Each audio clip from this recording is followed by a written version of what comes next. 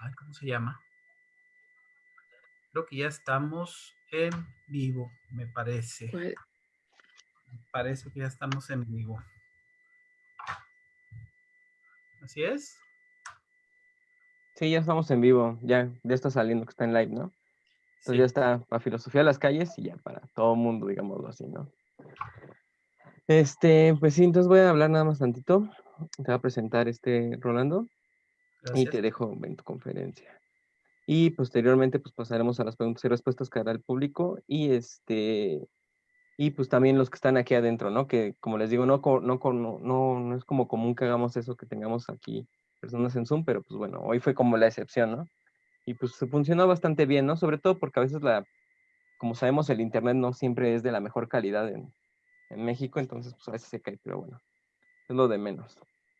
Entonces, hoy vamos a presentar la conferencia que se llama Crisis de sentido y reconfiguraciones críticas del pensamiento, más allá de la nueva normalidad, del doctor Rolando Picos Bobbio. Él es doctor, permítame un tantito, aquí. Él es doctor en Humanidades y Artes por la Universidad Autónoma de Zacatecas, es maestro en Metodología de la Ciencia y licenciado en Filosofía, ambas por la Facultad de Filosofía y Letras de la Universidad Autónoma de Nuevo León. Es profesor investigador del Colegio de Filosofía de la Facultad de Filosofía y Letras de la Universidad Autónoma de Nuevo León, donde trabaja matemáticas relativas a filosofía de la educación, epistemología, didáctica de la filosofía del lenguaje, pensamiento renacentista y barroco, filosofía americana y contemporánea, entre otros temas. Ha coordinado además seminarios de investigación en torno a la obra de Michel Foucault y Baltasar Gracián. Ha publicado libros, artículos de investigación filosófica y educativa y análisis editoriales en diversos medios impresos. Es autor del libro Marcha y Memoria, análisis del discurso de la entrevista de Julio Scherer al subcomandante Marcos, esto por la Universidad Nacional Autónoma de Nuevo León en 2006. Es coautor del Inventario de la Filosofía en Nuevo León. Es coordinador del libro Filosofía y Tradición también en la universidad en 2012 y compilador del texto Filosofía y Humanismo en el siglo XXI de 2008. Es también coordinador del libro Didáctica de la Filosofía. El libro también Práctica, Retos y Expectativas, de editorial Itaca de 2017, y coordinador del libro colectivo Ética, Educación y Sociedad del Conocimiento, también de la editorial Itaca en 2020. En prensa. Es colaborador regular de la revista electrónica Levadura y conductor regular del programa de radio filosófico Tetralemas en Opus 1510 AM y Libertad 102.1 FM de la radio pública en Nuevo León desde abril de 2019. Es miembro del Sistema Nacional de Investigadores, nivel 1, desde el año 2010, donde investiga en torno a filosofía de la educación, didáctica de la filosofía y ética contemporánea. Y pues este es el doctor Rolando y lo dejamos con su conferencia. Gracias. Muchas gracias, Josué. Primero que nada, gracias por la invitación al Ateneo Nacional de la Juventud. La verdad, me da mucho gusto y me da mucha emoción y aparte veo que la labor de difusión del pensamiento que están realizando es muy importante, tiene un alto impacto. Eh, Me han comentado también que se asumen de alguna forma como la generación que trata de alguna manera de emular y de aclimatar a estos tiempos, aquel viejo programa cultural, ¿no? Del Ateneo de la Juventud original del principio del siglo XX, de Alfonso Reyes y demás, de Vasconcelos. Y claro, pues me emociona porque para empezar, quien vaya a mi facultad, a la Facultad de Filosofía y Letras, lo primeritito que va a encontrar a la entrada es la estatua de don Alfonso, ¿sí?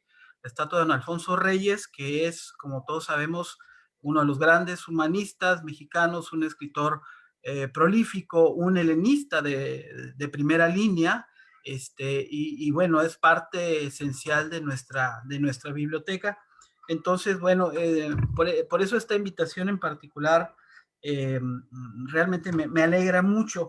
Le agradezco también a Georgina Quintero, que fue la que me contactó ahí en las redes y me dijo pues que por mi destacada trayectoria, bueno, pues no sé, pero se agradece como quiera que sea. Y pues al igual que ustedes, de cierta forma, nosotros estamos como que en los dos campos, ¿no? De cierta manera en lo formal, ¿no? Como nuestra labor como profesores, pero también construyendo un proyecto. Ese proyecto se llama Comunidad Filosófica Monterrey, y en la Comunidad Filosófica Monterrey justamente hacemos este tipo de charlas, este tipo de encuentros, organizamos diplomados y demás. Nos hemos tenido que aclimatar también pues a esta nueva normalidad, entre comillas. Hemos salido adelante y confiamos pues en que una vez que recuperemos cierta normalidad anormal, bueno, continuemos con esta labor. Lo que yo voy a compartir con ustedes hoy, este día, lo titulé Filosofía, crisis de sentido y reconfiguraciones críticas del pensamiento. Yo no soy como Alberto, que puede improvisar tanto y hacerlo tan bien. Generalmente elaboro una especie de guía, un documento propiamente. Trabajo un documento y lo vuelvo a trabajar y lo reviso, y así es mi forma de trabajar en filosofía. Entonces voy a ir siguiendo este documento. También voy a compartir una presentación, porque quizás algunas cosas sean así como que abstractas, pero voy a tratar de explicarlas. Y voy a empezar primero a compartir esta presentación. Permítanme un segundito, que se supone está aquí. Permítanme. Ay, Madre Santa.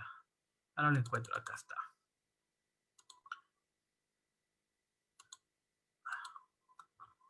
Está. Un segundito. Ahí está.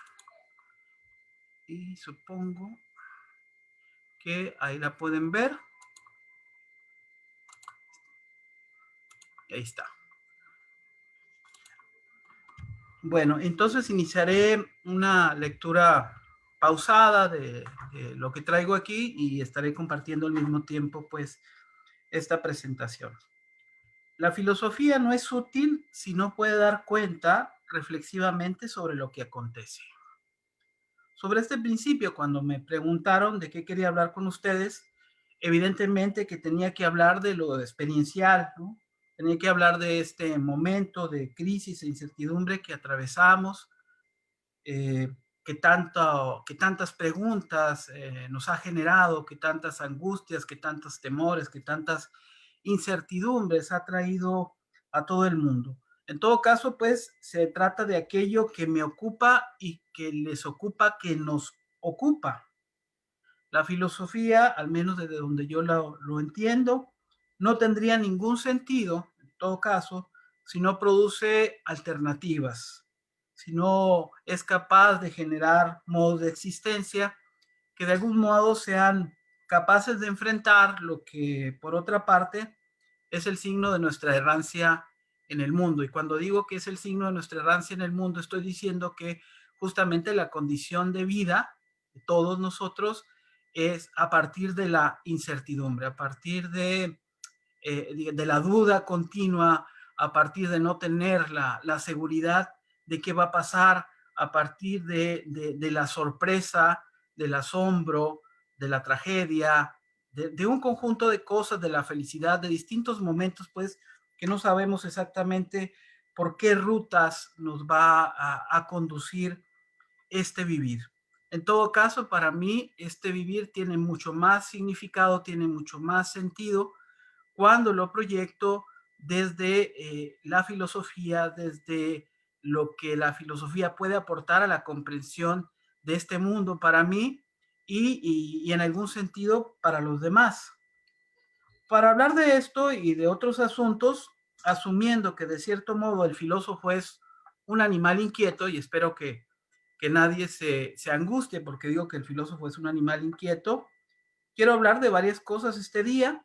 Lo primero, como aquí se promete o promete un título, este título es plantear un punto de partida de mi idea de la filosofía y del ejercicio filosófico como actividad, más que actividad contemplativa, como una actividad práctica y política. Y me parece que cuando hablamos de la filosofía hay que hablar desde esa perspectiva justamente, para entender que la filosofía no es un saber estático, sino es un saber dinámico, que la filosofía en cierto sentido es una ontología de la realidad, nos da una explicación de la realidad y de este acontecer de la realidad, que la filosofía puede ir a las calles, evidentemente, como se plantea aquí en estos programas que ustedes trabajan, ¿no? Que en esta labor que ustedes están haciendo de acercamiento de la filosofía a los distintos públicos, que la filosofía puede contribuir o incidir a generar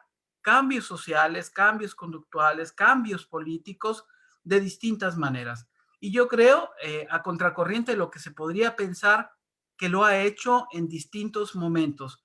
Al menos si damos una mirada a toda esta historia del pensamiento filosófico desde los orígenes, en los presocráticos, hasta la filosofía contemporánea y los grandes debates, discusiones de todo tipo que se dan hoy en día, ¿no? Entonces, por eso yo planteo esta idea de una filosofía dinámica, de una filosofía práctica y de una dimensión política de la filosofía. Lo segundo que quisiera este día es hablar también sobre esta palabra crisis. ¿Qué significa? ¿Qué significa la crisis?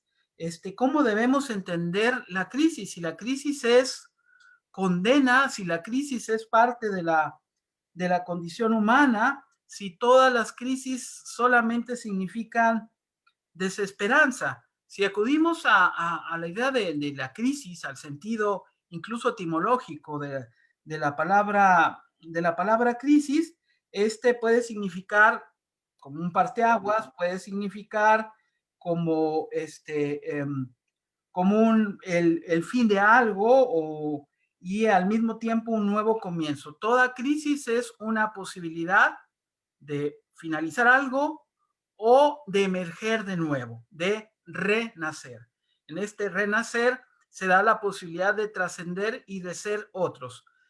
¿Por qué planteo esto? Porque yo pienso, quiero pensar en forma optimista, eh, que esta crisis, en todos sentidos que se ha generado con esta pandemia, también es una posibilidad para pensarnos, para repensarnos y para redireccionarnos, diría yo, en el sentido también de que la crisis produjo algo inmediato, produjo una pausa, perdón, produjo una pausa, produjo un silencio, así como trajo miedo, por así decirlo, también trajo silencio.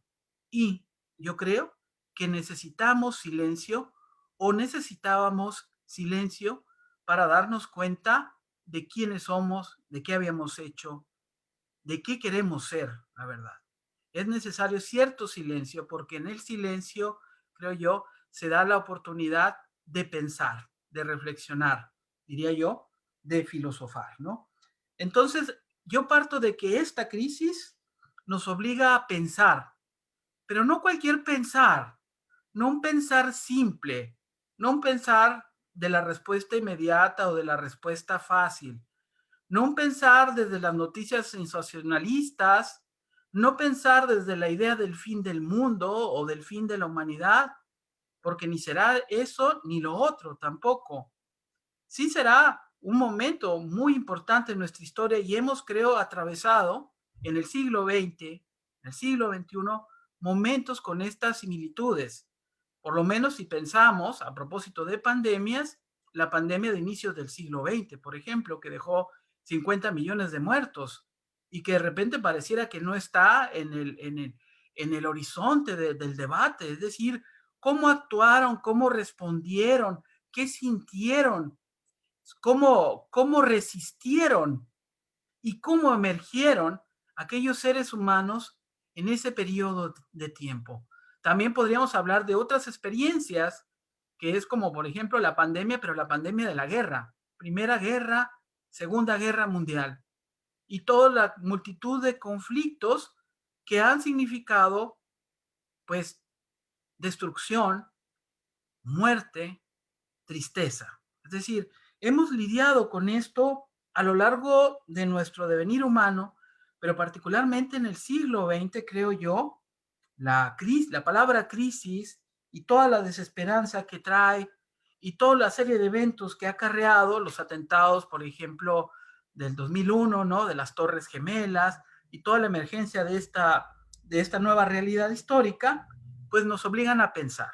Y pensar así, subrayado, lo que puede significar pensar. Un pensar que para mí atañe hoy, trascendiendo los marcos individualistas de nuestra vieja normalidad, y yo entre comillas ese asunto de la normalidad y de la nueva normalidad, casi diría que me ofende. ¿Cómo llamamos normalidad a lo que per se era normal?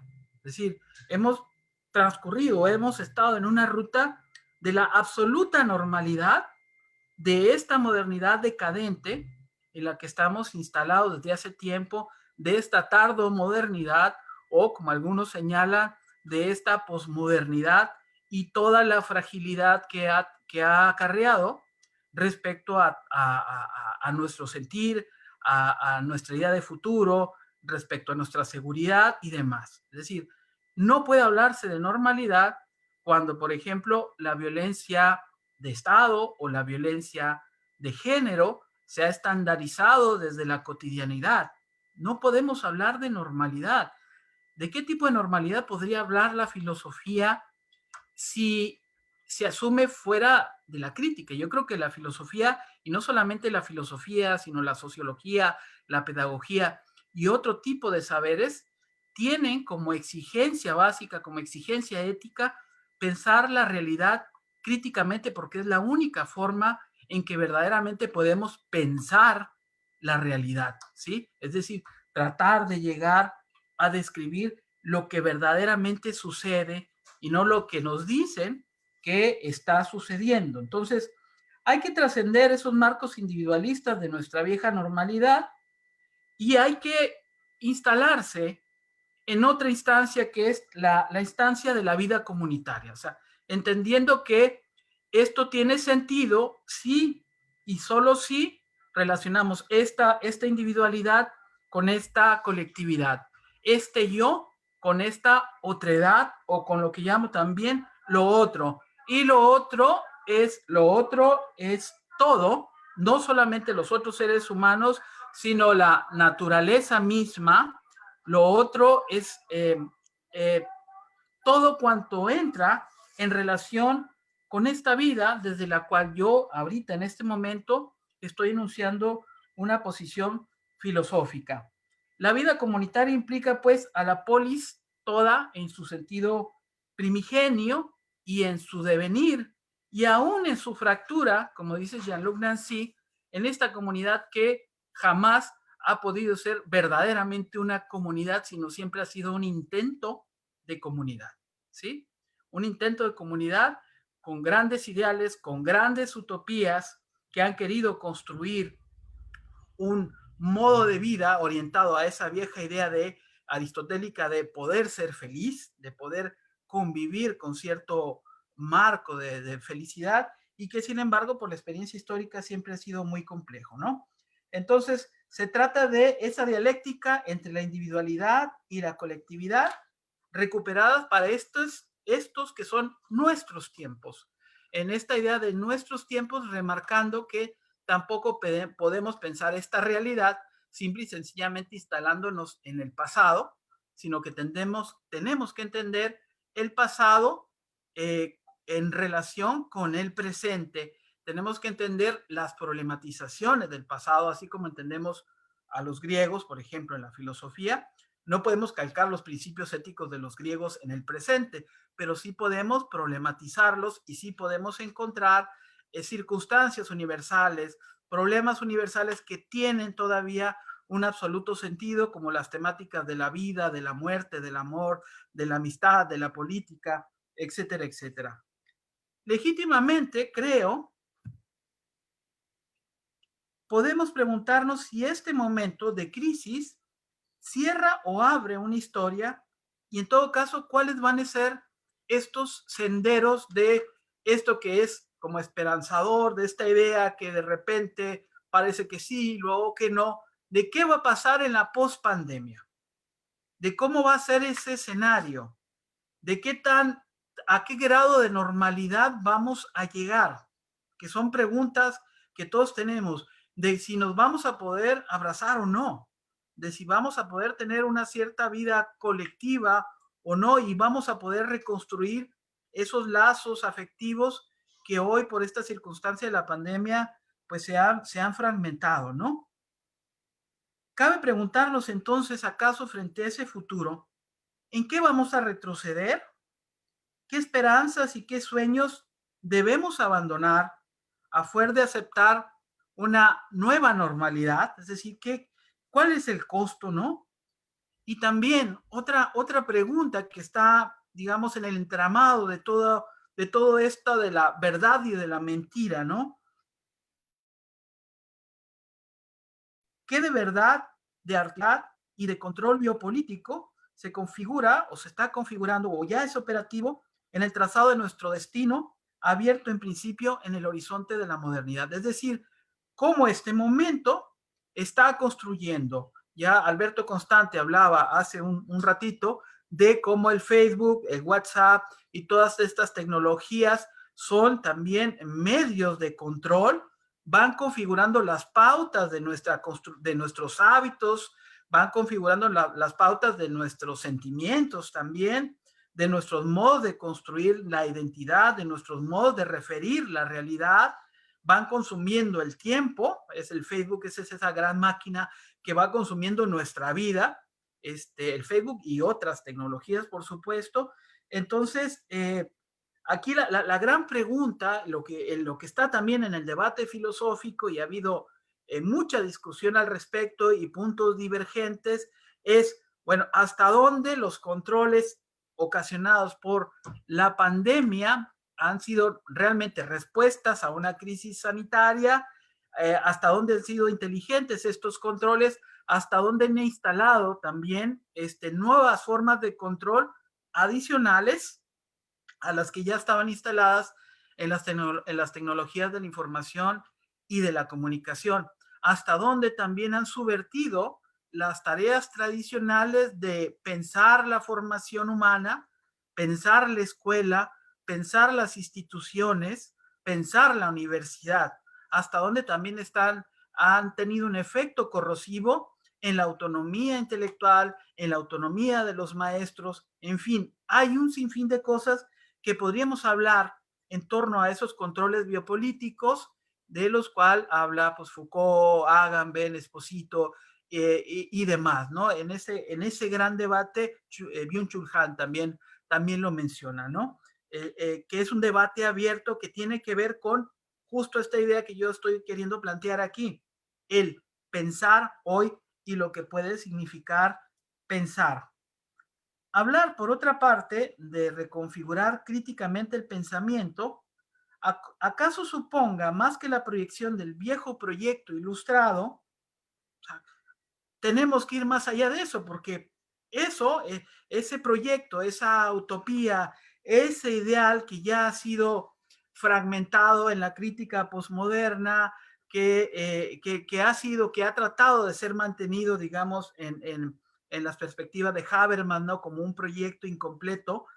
Habría que pensar, bueno, ¿será posible o es ya simple y sencillamente otro referente de la utopía, como la idea quizás de la justicia o la idea de la verdadera democracia o la idea de la igualdad? Es decir, aquí las palabras, medio heideggerianamente, van perdiendo densidad, van perdiendo sentido y pasan a significar otra cosa totalmente distinta de la que en algún momento llegaron a significar.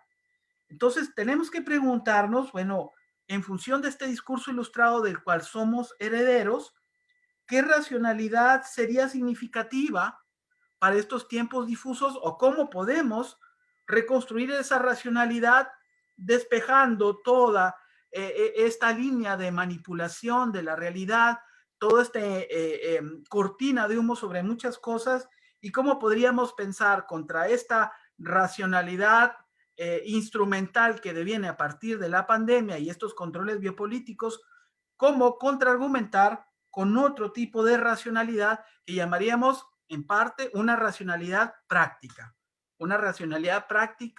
que se fundamenta justamente en la posibilidad de ese pensar. Entonces, más allá de esa proyección del proyecto ilustrado, tenemos la tarea radical de pensarnos, ¿sí? Y esta tarea de radical de pensarnos significa en ese viejo sentido de ir a la raíz, de ir a las bases, de entender también la genealogía, el proceso por el cual estamos donde estamos. No hay nada mágico en la realidad. Ahora sí, en el sentido hegeliano, todo lo real es racional y todo lo racional es real. Es decir, esto que vivimos es una consecuencia de algo que nosotros mismos hemos propiciado y de un conjunto de variables. Entonces, no hay nada mágico en esto que está aconteciendo y el primer deber es justamente reflexionarlo críticamente. Heidegger, sí, el viejo Heidegger, tan llevado, tan traído, tan brillante, tan complejo, tan contradictorio, Heidegger aporta una clave más allá de las correcciones políticas de la buena filosofía. Y lo dejo nada más así con esa buena filosofía, así como que en itálicas, ¿no? Con una intención. Dice Heidegger, hemos de estar dispuestos a un aprendizaje del pensar. Yo sé que la observación ofende, pero creo que la observación y el comentario heideggeriano tiene muchísimo sentido. Este proyecto radical rompe las hegemonías, las inercias del pensar mismo como certezas, como verdades indubitables. Hace tiempo que las certezas se extraviaron, se perdieron, ¿sí? Más bien hay que poner todo en duda. Que algo sea totalmente claro y distinto, no lo sé. Ahora sí que dudo. Yo creo que no hay verdades indubitables porque aparte todas las verdades o todo lo que se asume como la verdad o todo lo que aparece o aparenta como realidad puede y debe ser problematizado, sobre todo en estos días, ¿sí? Me parece que esa es la labor esencial del pensamiento, de la ciencia, de las humanidades. Desde distintas perspectivas tenemos que problematizar, tenemos que repensar, tenemos que deconstruir, tenemos que replantear aquella idea de la realidad sobre la que estuvimos construyendo nuestra modernidad y las pautas de nuestra propia existencia también, que ha sido una existencia configurada por muchos poderes también ahí. Hemos pues de estar dispuestos a un aprendizaje el pensar. Lo que más merece, dice Heidegger, lo que más merece pensarse es que nosotros todavía no pensamos todavía no, aunque el estado del mundo se hace cada vez más problemático. Este hecho parece exigir más bien que el hombre actúe y actúe sin demora. Esto que escribe Heidegger en el siglo pasado, ¿no? Está diciendo, pues hay que aprender a pensar o hay que reaprender a pensar para actuar, porque es necesario actuar frente a un mundo fragmentado, decadente, en crisis recurrentes en el que estamos instalados, un mundo que nos está apelando, que nos está llamando, ¿sí? Un mundo en donde no solamente soy yo, este individuo, sino es un conjunto, una colectividad, un proyecto civilizatorio, el género humano todo completo, ¿no? Y sin embargo, sigo con la cita de Heidegger, y sin embargo quizás el hombre hasta ahora, desde siglos, ha actuado ya demasiado y pensado demasiado poco. Fíjense todo este sentido de la frase heideggeriana, ¿no? Hemos actuado ciegamente, hemos actuado sin pensar, hemos generado desarrollo, tecnología, sociedades complejas, etcétera, etcétera, pero hemos generado más de lo que hemos pensado aquello que hemos generado, ¿sí? La razón que produce monstruos, ¿sí? Creo que estamos en esta necesidad, insisto, de pensar radicalmente, de reaprender a pensar, que significa también dejar de lado un montón de cosas que entorpecen ese pensar. Pensar entonces, decía yo, un poco al principio, exige un silencio y una dispositio, una disposición, ¿sí? Una actitud y una disposición a pensar. Y esta disposición, dado que la existencia siempre tiene ese carácter caótico, ¿sí? Esa disposición emerge del caos, de saberse en el caos, de querer entender ese caos, ¿sí? Entonces, ese silencio es el momento y es la pausa y es el despegarse de esta realidad fragmentaria para pensar de nuevo.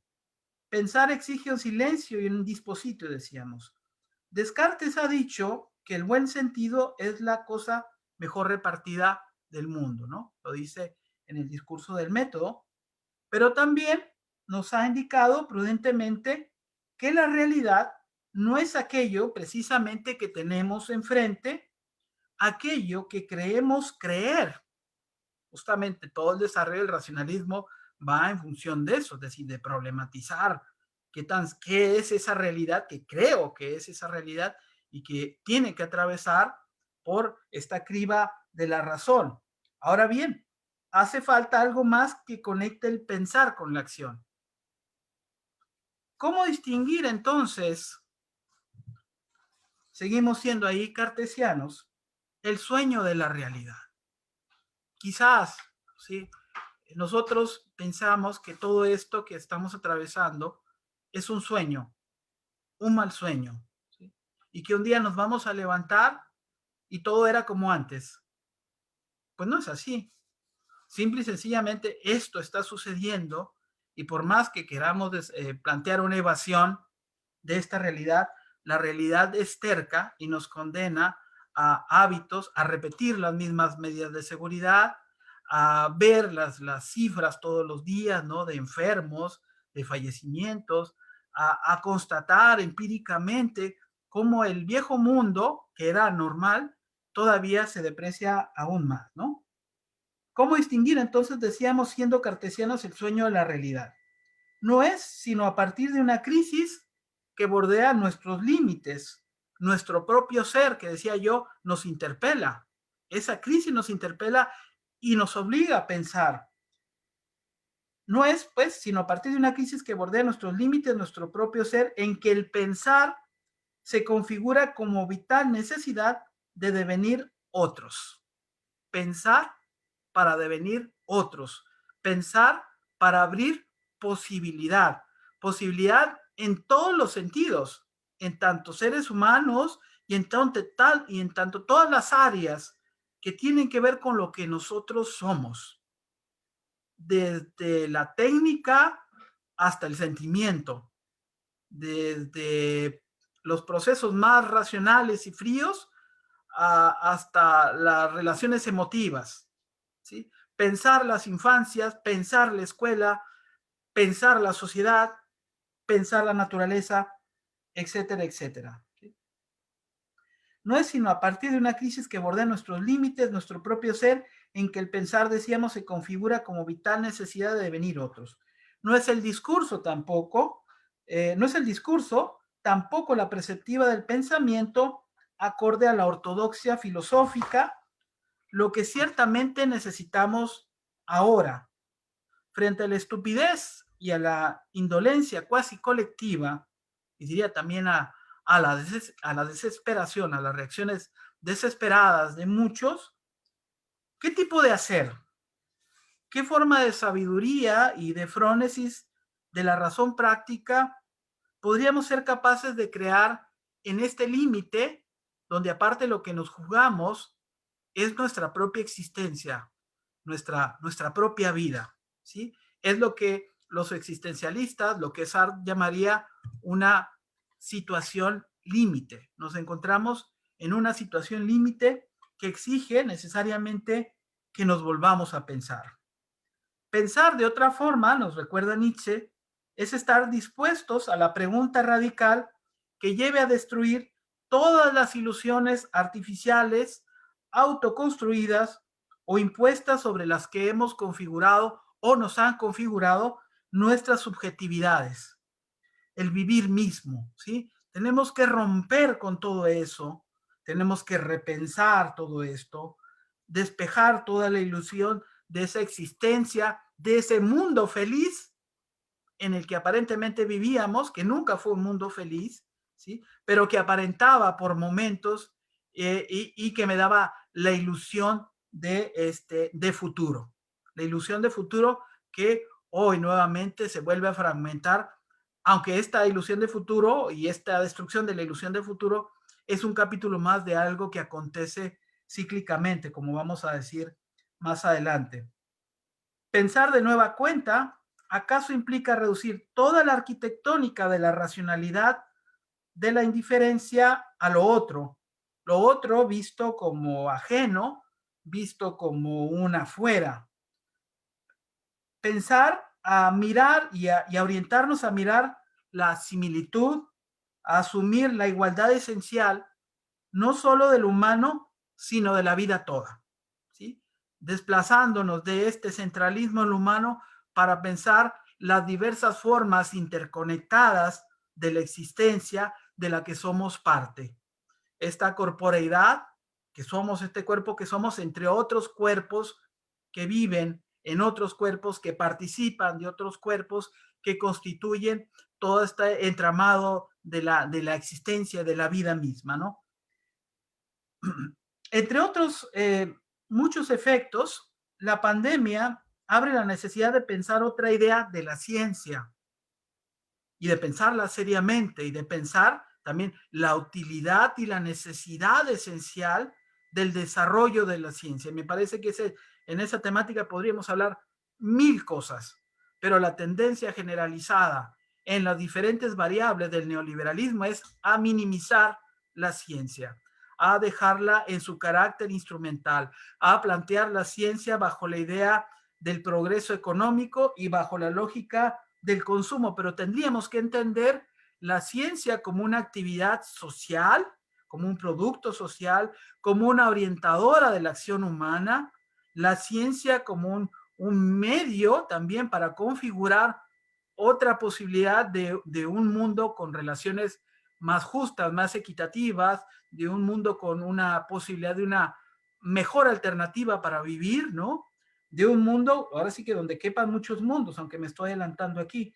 Tenemos que pensar, pues, otra idea de la ciencia, otra idea de la epistemología, otra idea de la política, por supuesto, y estamos lejos, muy lejos, muy lejos en estos tiempos de pensar esa otra idea de la política en el norte y en el sur, y creo que en casi todas partes. Este pensar, estas nuevas ideas de la ciencia, de la epistemología, de la política, que se articule hoy en lo que yo he denominado, en un concepto extraño, una pandética, ¿sí? Una pandética, y esta pandética, ¿sí? Pan de todo y de pandemia y de ética, y esta pandética tendría los rasgos del cuidado de sí y del cuidado de los otros y de lo otro.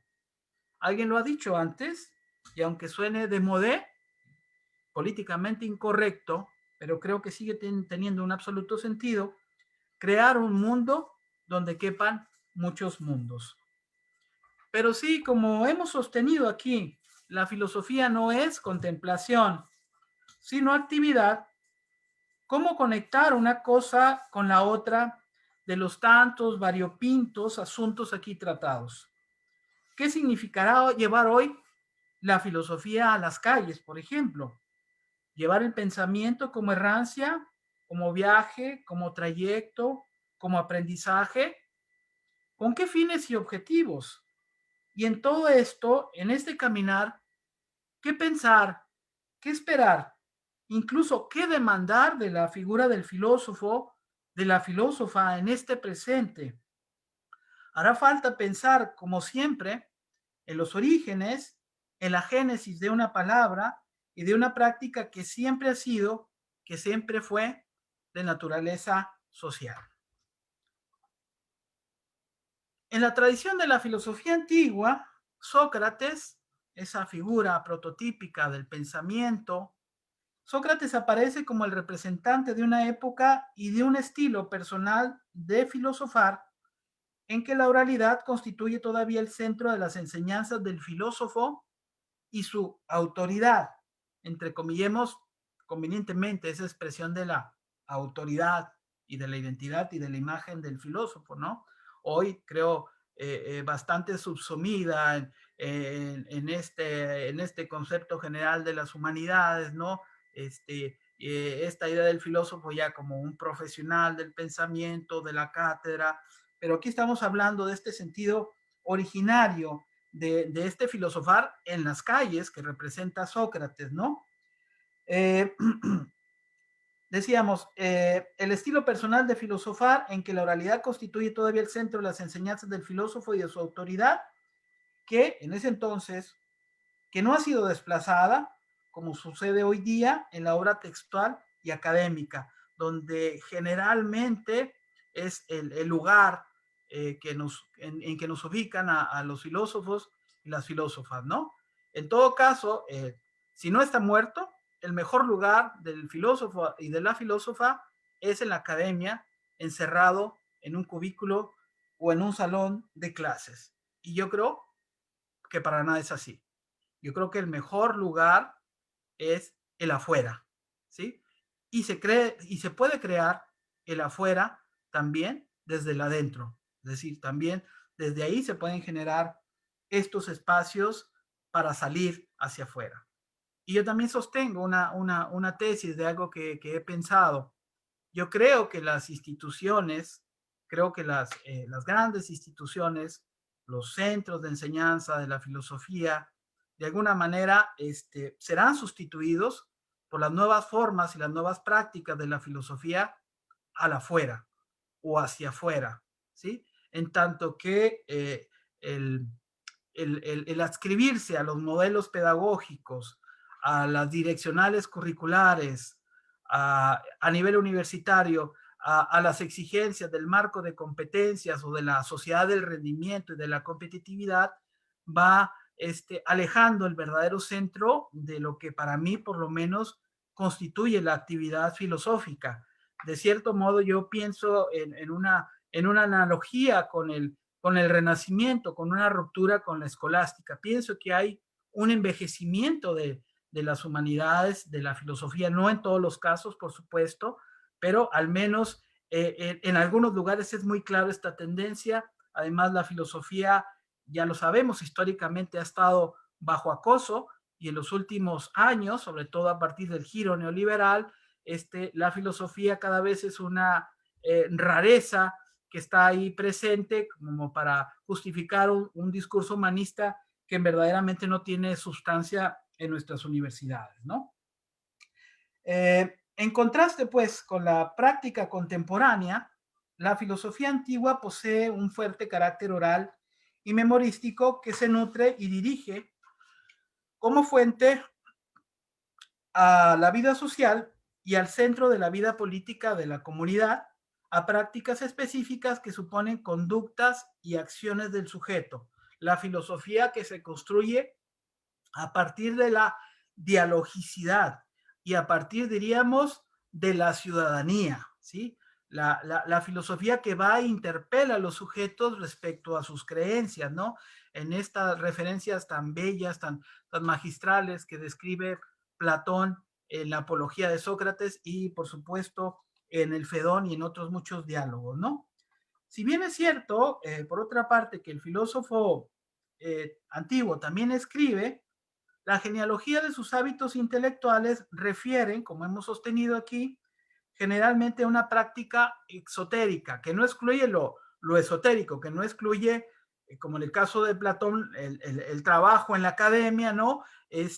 Pero tiene mucho más sentido en tanto sale y sirve, en tanto tiene esta utilidad para la vida colectiva, ¿no? Una práctica exotérica externa que, como es visible, se nutre de la interacción, el diálogo directo, el debate, la confrontación, la enseñanza y el ejemplo vivo. Pensemos estos elementos, diálogo directo, debate, confrontación, enseñanza y ejemplo vivo. Y me parece que estos conceptos son perfectamente aplicables para pensar el ejercicio de la filosofía hoy en día. Es decir, ese filosofar en las calles, que no esa filosofía callejera, ni por supuesto tampoco, o empobrecida intelectualmente hablando, sino esa filosofía con vocación social, esa filosofía que trata de que los sujetos piensen la realidad e incidan sobre la realidad, ¿no? Eh, eh, el diálogo directo, el debate, confrontación, enseñanza y el ejemplo vivo, que describe también un modo de vivir, un ejercicio espiritual, entendido en el viejo sentido antiguo, y una propuesta estética de la existencia que se muestra en la construcción política de la identidad del filósofo. Es decir, el encarnar un pensamiento, un ejemplo, una forma de ser, aquello que diríamos un etos filosófico, ¿sí? Que plantea, por supuesto, también ciertos riesgos, ¿no? Como lo constatamos en el ejemplo de Sócrates y de Boecio y de muchas otras figuras de la filosofía que en la congruencia pues terminaron de alguna manera como mártires, ¿no? Terminaron a partir de esa congruencia, de esa parresía, de esa voluntad de decir, de ese hablar franco, terminaron sacrificándose en pos de lo que creían, ¿no?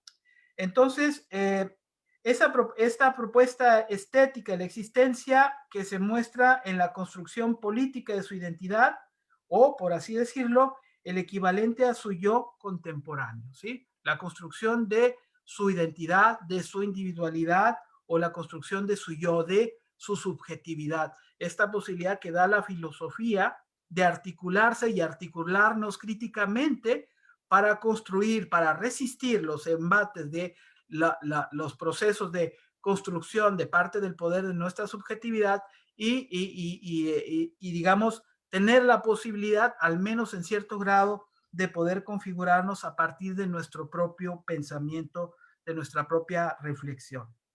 El ejercicio prototípico de esta intención política, pues ya lo hemos dicho, es Sócrates, quien privilegia la comunicación directa con sus interlocutores antes que la configuración de una figura intelectual, referencial y normativa como sus pragmáticos referentes sofistas. En todo caso, también expreso, ¿no?, que los sofistas habría que repensarlos también, no condeno, pero evidentemente hay dos niveles en que podemos entender aquí el papel del pensamiento, ¿no? El pensamiento filosófico no buscará esencialmente el acomodarse con las estructuras del poder, sino el cuestionar permanentemente aquello que nosotros decimos saber, ¿no? En Sócrates no solo tenemos los rasgos complejos de una personalidad disruptiva de las convenciones y creencias sociales propias de un etos filosófico, sino un modo específico disruptivo de vivir filosóficamente. De esta manera, aunque Sócrates se ubica en el campo de la tradición oral que hemos referido, su práctica filosófica se encuentra en tensión con esa misma tradición, pues sus objetivos son manifiestamente éticos y ligados directamente a la transformación de la vida de la polis ateniense. La filosofía representa entonces cierta forma de la práctica política, pues filosofar, al menos en el ejemplo socrático, es en muchos sentidos transgredir y proponer.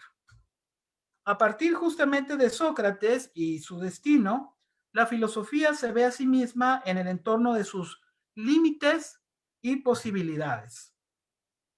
Asume su inevitable carácter político y transgresor. Más allá de las comparaciones e interpretaciones históricas de Sócrates y del socratismo, el punto que interesa destacar es lo que el ateniense representa para la historia del pensamiento, pues con él surge propiamente la figura del filósofo, un mediador, dice Pieradot, entre el ideal trascendente de la sabiduría y la realidad humana concreta. Más que un sabio, en la norma de la tradición antigua, un amante desinteresado, pongámosle comillas también, del saber.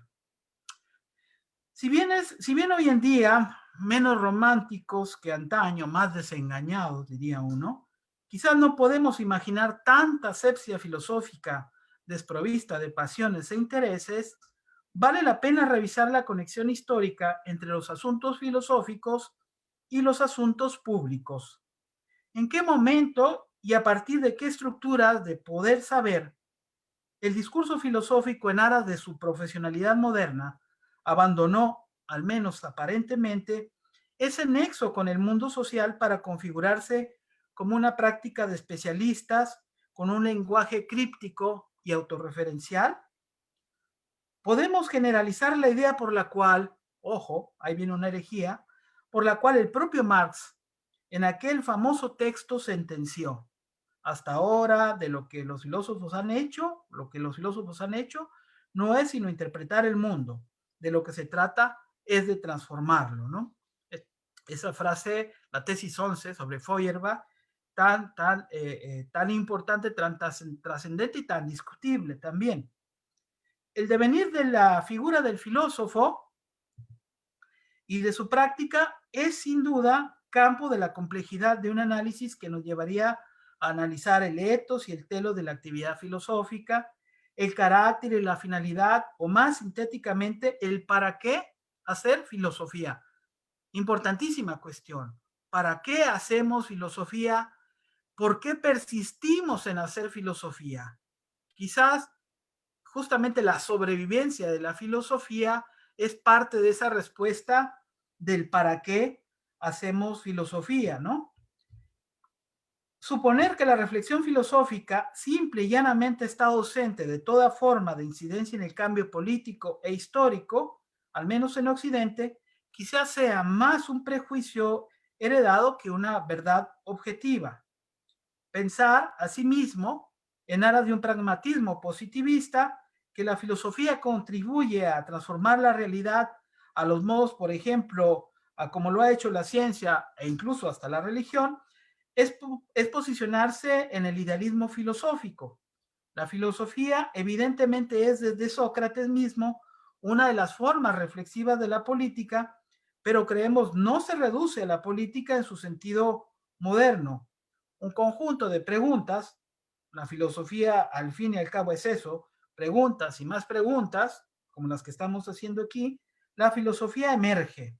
¿Es o debe ser la praxis política la forma mediata del ejercicio filosófico?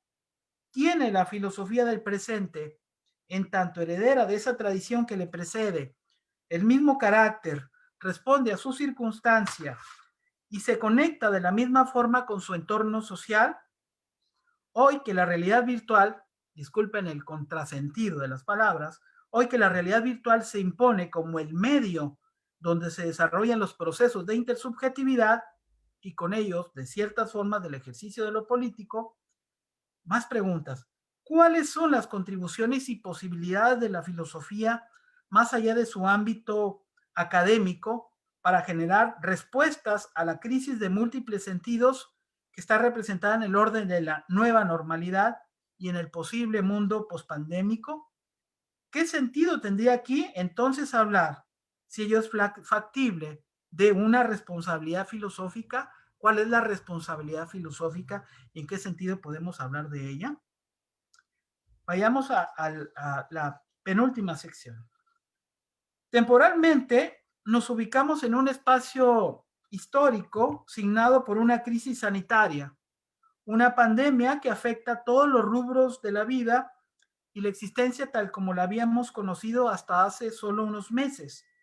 Nos resulta imposible por estos días situar la filosofía y sus funciones ignorando la realidad, como dar Aristóteles o Hegel o la didáctica de la filosofía o la filosofía de la educación, volteando para otra parte, sin ver lo que tengo aquí enfrente, ¿sí?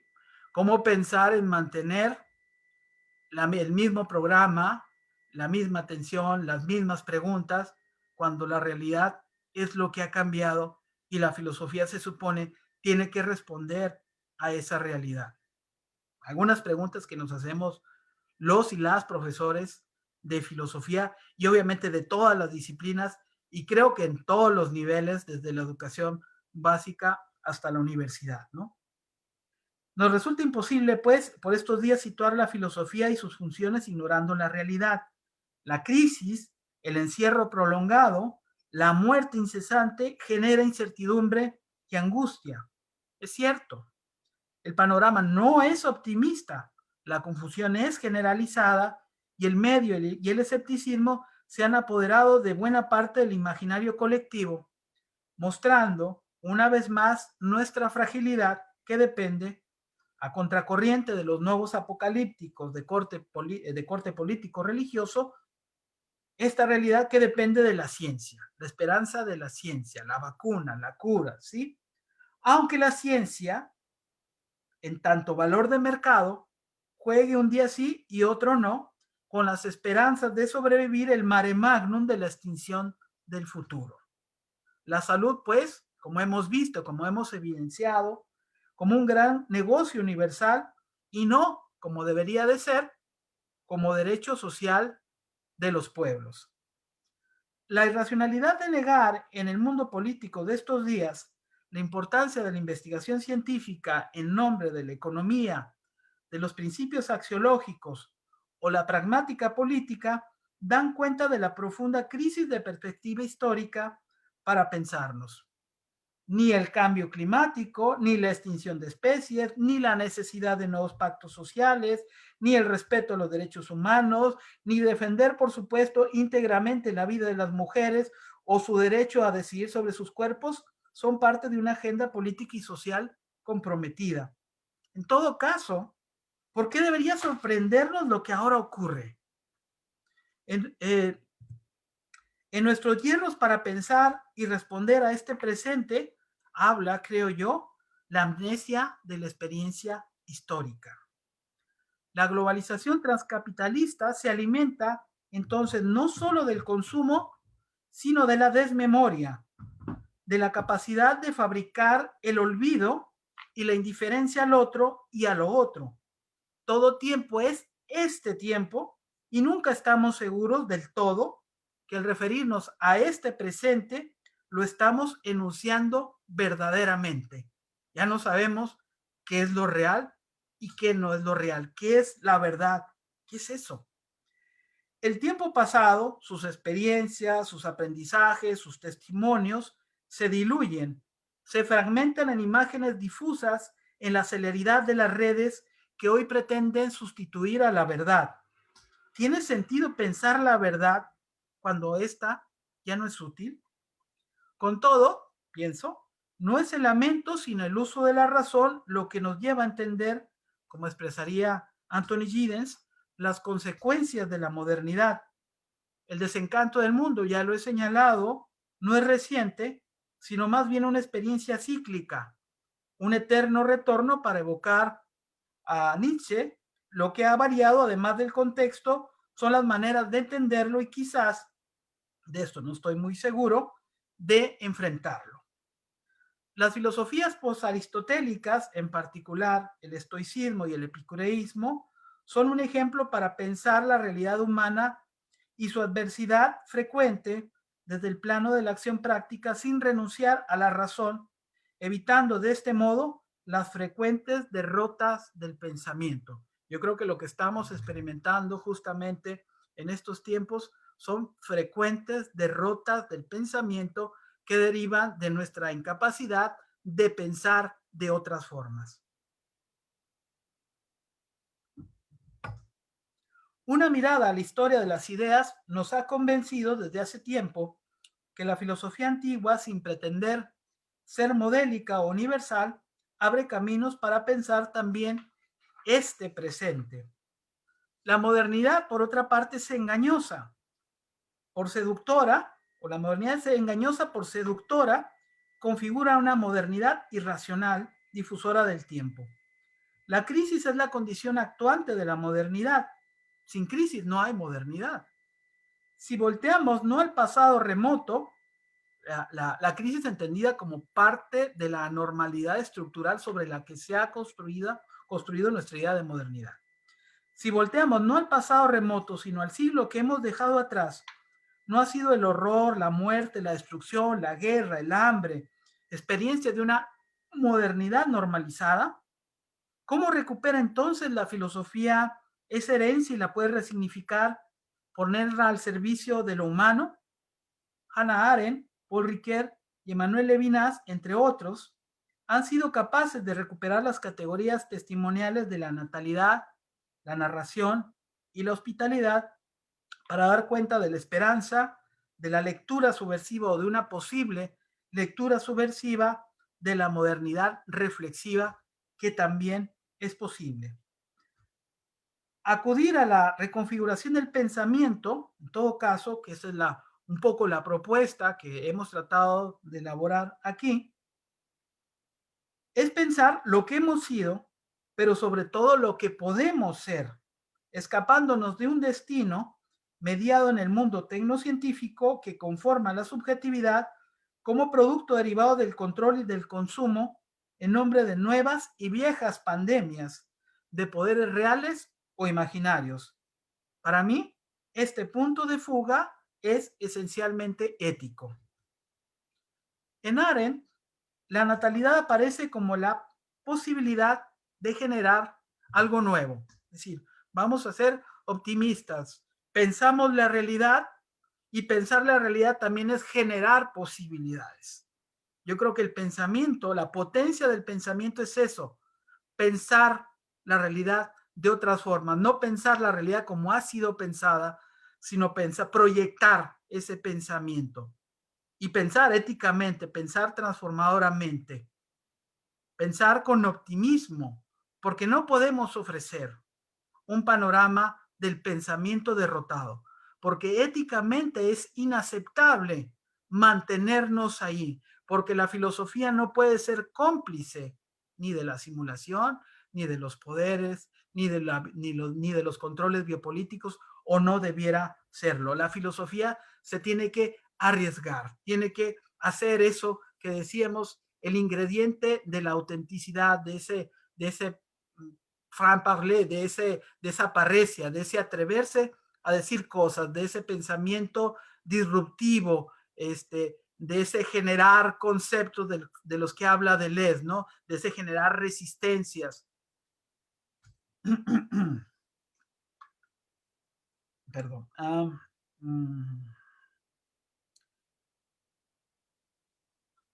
En Arendt decíamos, la natalidad aparece como la posibilidad de generar algo nuevo. Y la cito.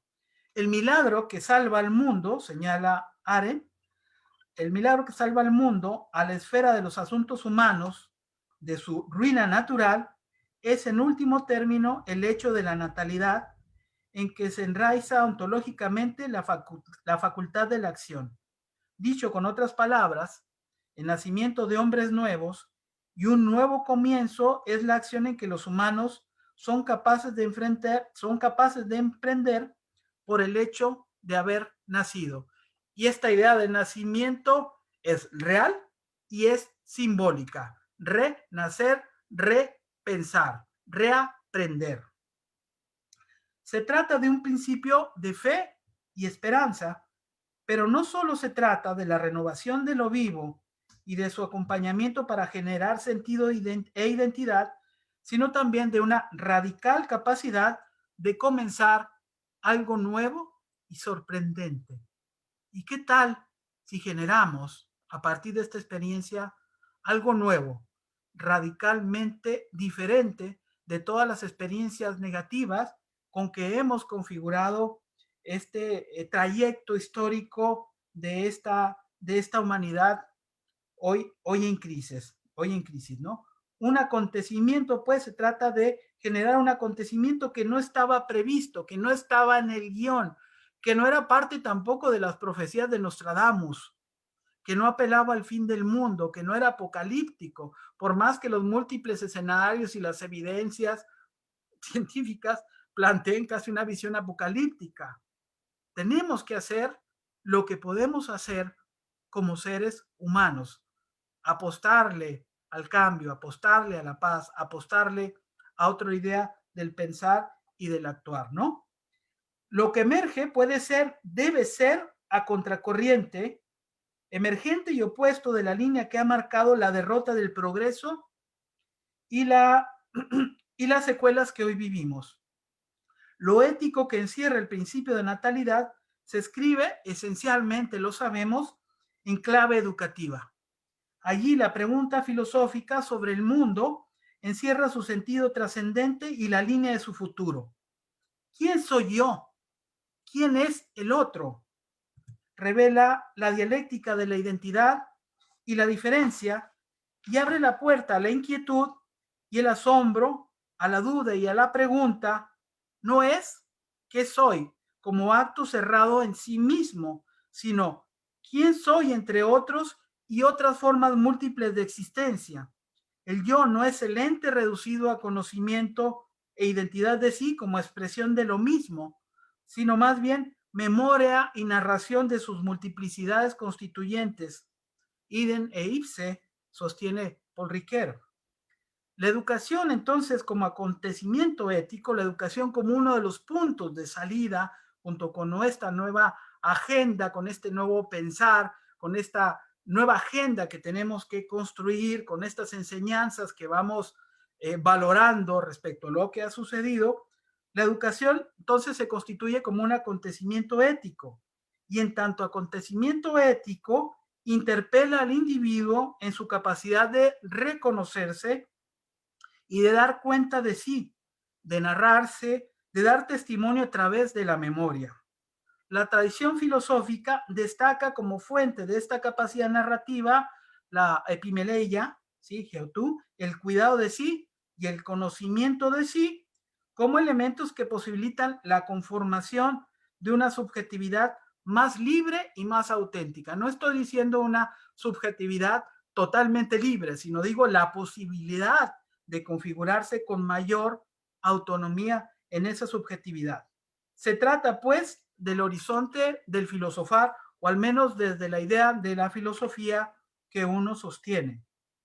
Cuando al parecer hemos perdido la capacidad de vernos en el espejo de la historia, recuperar la narratividad individual y colectiva se constituye como una de las formas del sacudimiento de los dispositivos y controles biopolíticos y de su inefable capacidad para mentir, para generar el olvido y para establecer el sometimiento. Como expresa Foucault, defender la sociedad implica aquí, y pensemos esto, subvertir la normalización y reivindicar el derecho como un modelo no disciplinario, acotado hoy a las normas de corrección pandémica y que seguramente serán prolongadas bajo distintas formas en esa lógica del sometimiento. Se trata, pues, de cambiar la lógica con que el poder se ha construido y materializado, y que esto implica además dar voz a los relatos, a las formas en que habita esa pluralidad, habida cuenta de la casa común que habitamos, del marco de la globalización en que vivimos, de la interdependencia de todas las formas de vida que habitamos este mundo, que por otra parte es nuestro único mundo.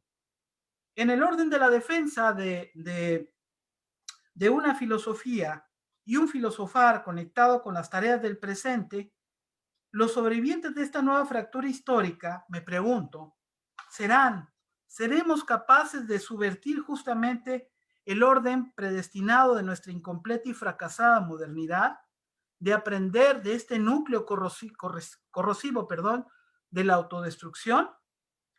Un proyecto de una nueva condición humana hacia la que deberíamos voltear, que deberíamos visualizar.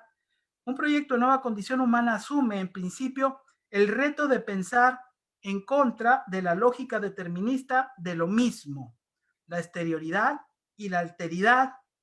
Más bien, hay que pensar la exterioridad y la alteridad, el pensamiento del afuera, el pensamiento del otro y de lo otro, como hemos sostenido a lo largo de toda esta charla. En el orden de la configuración de la subjetividad, se trata de un desplazamiento de la construcción del yo, que ahora se ve a sí mismo más allá de lo epistémico o lo ontológico para desplazarse a lo ético y a lo estético. El quiebre del humanismo, anunciado hace siglos, ha puesto al hombre en una condición límite que es, a la vez, una nueva oportunidad de repensar, desde lo educativo mismo, su relación con el otro, más allá del dominio o de la voluntad de poder. Cito a Melis y Bárcena. La relación con el otro no es o no debe ser más una relación contractual o negociada de dominación o de poder, sino de acogimiento. Es una relación ética basada en una nueva idea de responsabilidad que reconoce que la hospitalidad, la casa común o la común casa humana, precede a la propiedad, porque quien pretende acoger a otro ha sido antes acogido por la morada que él mismo habita y que cree poseer como suya. Hasta ahí la cita. Somos yo y somos el otro porque la relación ética desborda los viejos límites de lo singular, de lo nacional o de lo ideológico propio de lo moderno para ubicarse en una nueva universalidad no abstracta, la de la común condición humana y la de una acción donde nada de lo humano, como dice Terencio, me es ajeno. Sobre este escenario, la primera tarea de la formación humana es crear las bases de un mundo no totalitario en sus refinadas dimensiones políticas, tecnológicas, educativas y comunicacionales, escapando entonces de las trampas de la determinación y trascendiendo los límites autoimpuestos o impuestos de la subjetividad. La resignificación de dicha subjetividad implica, en buena medida, y ahí parte de la agenda de lo por construir y de lo por venir, implica en buena medida recuperar el asombro y la memoria perdidas y hoy mediatizadas por la razón instrumental, por la imagen instantánea y nebulosa del mundo, de la que también hablaba Alberto Constante hace un rato. Como en la antigüedad, como en un ejercicio espiritual, la subjetividad debe llevar a cabo una cesis de lo aparente hacia lo real. La subjetividad, vuelvo a citar a Bárcena y Melis, que es también cuerpo, se convierte en subjetividad humana, no solamente cuando el sujeto individual es capaz de decidir cómo debe ser y cómo orientar su vida, sino también cuando es capaz de dar cuenta, además de la vida del otro, cuando responde del otro, de su sufrimiento y de su muerte. Esta idea de desarrollar esta empatía. Hasta ahí la cita. Una educación como acontecimiento ético supone la recuperación de la memoria, pues una cultura y una subjetividad amnésica como la que hemos padecido en la repetición de lo mismo, termina por ser cómplice involuntaria de los verdugos y de los vencedores siempre aparentes de la historia. Pero la formación no es solo recuerdo y testimonio, es exigencia, no de venganza, sino también de justicia. Y esta idea de justicia, más allá de lo abstracto, esta idea de justicia, que no es solamente justicia de los hombres, sino diría de justicia al planeta mismo, de justicia hacia esta relación dominante y depredadora que hemos establecido con el planeta en esta modernidad, ¿no? La educación como acontecimiento ético tiene seremos capaces de transitar a una memoria permanente de nuestro devenir y de nuestra condición. En cierto sentido, cuando el hombre recuerda, sobrevive esta esperanza. La memoria representa un puente temporal cuyo eje es interpretativo y reflexivo. Nos mueve a pensar narrativamente y en ese encuentro a recuperar las voces del otro oculto por el poder, por la historia y por el olvido.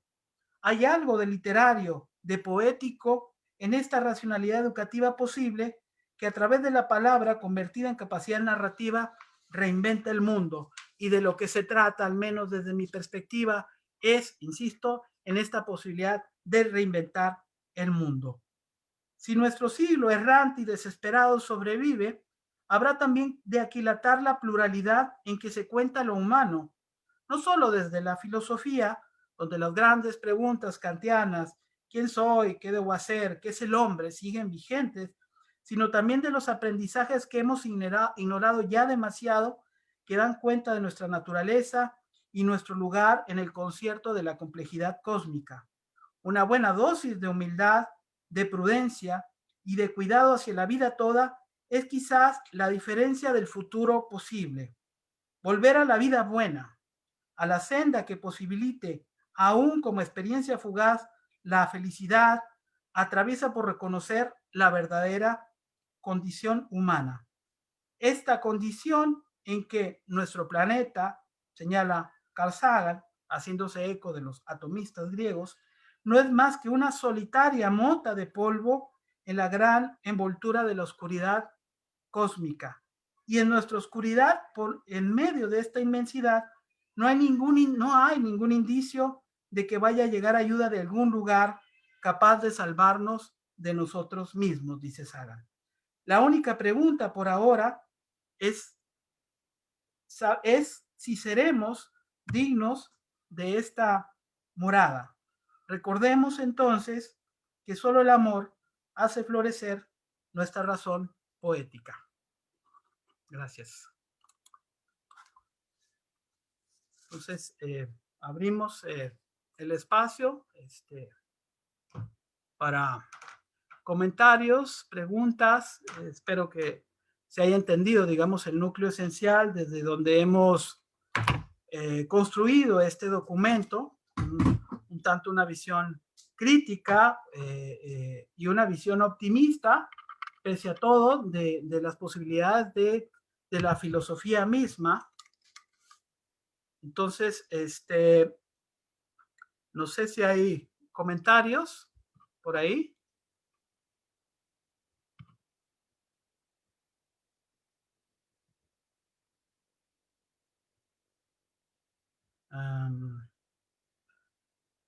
A ver, por ahí hay una pregunta de colega, de Víctor Méndez.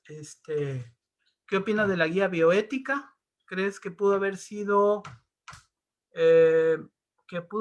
no veo el resto, más? ¿O consideras que la respuesta idónea para la posibilidad de llegar a la necesidad de distribuir, qué es la respuesta idónea para la posibilidad de llegar a la necesidad de distribuir recursos médicos escasos? Bueno, me voy a quitar esto mejor. Del comentario que hace Víctor, pues creo que hubo una polémica ahí que tuvo que ver con las prioridades de la atención de los enfermos en la pandemia.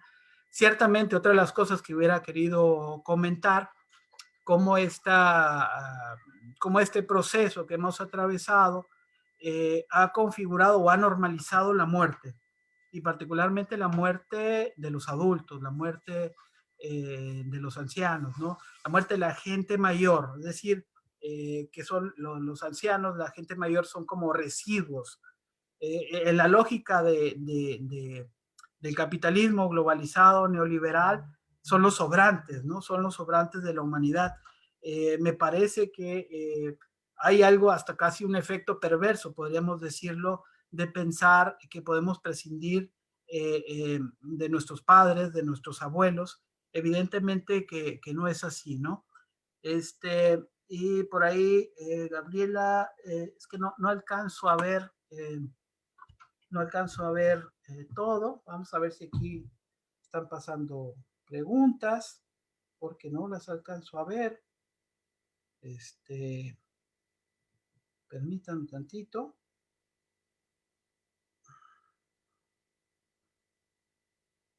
A ver. Pues no alcanzo a ver aquí. A ver, de Erika. ¿Cómo reconfigurar un renacer simbólico en el aula virtual? Pues justamente, Erika, yo creo que este es uno de los temas más complejos, ¿no? Yo he tratado primero de hacer esto, de no establecer mi proceso, digamos, didáctico fuera de lo que está aconteciendo. Trato de acompañar también las emociones. Pienso que ahorita debemos de trabajar esta parte de las emociones, que es fundamental, esta idea de pensar el futuro. Pienso también que podemos generar una dialogicidad que a veces ni siquiera se había dado en lo presencial también. O sea, hay que visualizar, creo, también las otras posibilidades de lo virtual. A mí me ha funcionado en algunas experiencias, en algunos seminarios, por ejemplo, que la cosa en lo virtual funcionó mejor que en lo presencial, ¿no? ¿Por qué? Porque se configuró, digamos, una dinámica muy interactiva. A veces las redes tienen esta posibilidad, pero pienso que hay que renovar o hay que repensar toda la estructura curricular.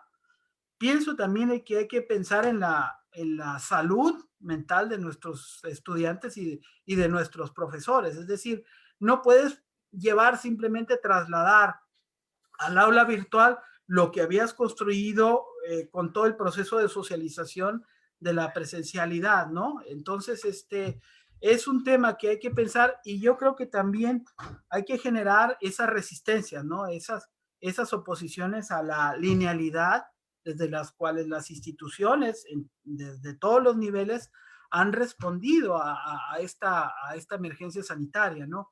Yo creo que hay que generar también una solidaridad entre los profesores, mucho el asunto de las redes, hay que generar proyectos, ¿sí? Y hay que hacer que esos proyectos incidan justamente en nuestra práctica docente y que también marquen como un parteaguas de cómo habremos de repensar, o sea, la palabra que utilicé mucho, ¿no? De volver a pensar aquello que nos está aconteciendo. A ver, ahí por ahí otra pregunta, entre el pensamiento individual y las emociones, ¿cómo se maneja el pensamiento colectivo? Su parte política de la conferencia, entre el pensamiento individual y las emociones, ¿cómo se maneja el pensamiento colectivo? Bueno, no entiendo completamente la pregunta, pero yo decía que hay que establecer una dialéctica o una conexión entre lo individual y lo colectivo.